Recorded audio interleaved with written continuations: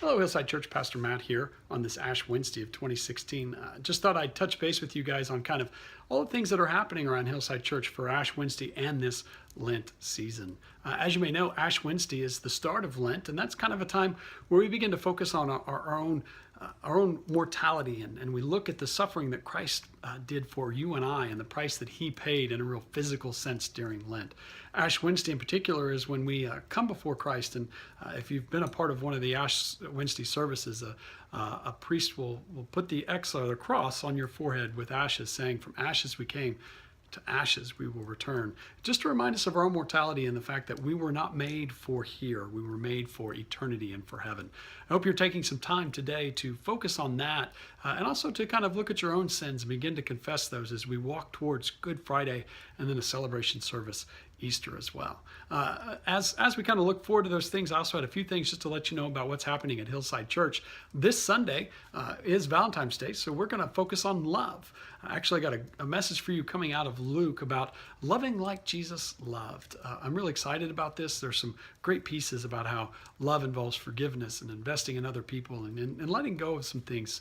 It's really touching my life, and I think it will yours as well, so I hope you can find some time to be there. And then next Sunday, on the 21st, we'll actually have our annual meeting, which we've had to postpone to this date.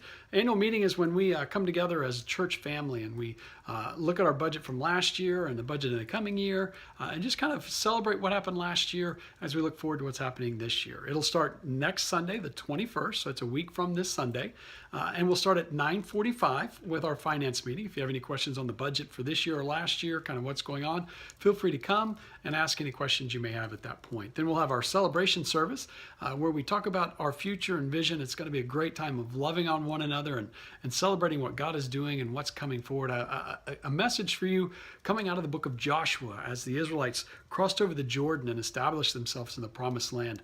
God has really laid a message on my heart that I'm excited to share with you guys as well as we look at our future and what God has in store for us. And then after the service, we'll have a lunch together, and then we'll also have our meeting. In that meeting, we'll vote on our budget, we'll vote on our board of governance, and then you'll hear from all of our pastors about highlights from 2015 and then what we're all looking forward to in 2016. It's going to be a great Sunday. I hope you can find the time to be there, be a part of the Hillside family. And then the following Sunday, on February 28th, we'll actually kick off our Lent series. This year for Lent, we're going to be looking at the resurrection changes everything.